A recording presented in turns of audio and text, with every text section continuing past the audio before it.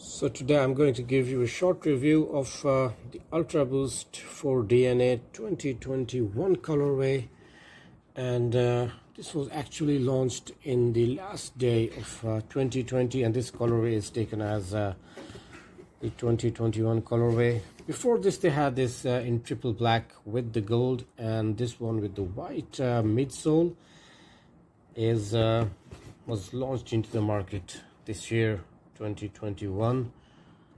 The Ultraboost with the stretch sole, outsole with the continental rubber, the very much Adidas own Primeknit upper that this Ultraboost is using, a very snugging sock liner, hugs your ankles very well,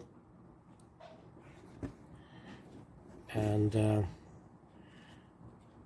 metallic imposed Adidas branding at the top. Just by looking at it you can tell this is very much different from the default series of 19 and 20. The DNA series, they all look alike, and they're using this prime blue shoe insole with the recycled ocean material, and the other Ultraboosts are also using this. It's a great running shoe, very famous, and they're using this double midsole, double Ultraboost midsole to support your running, and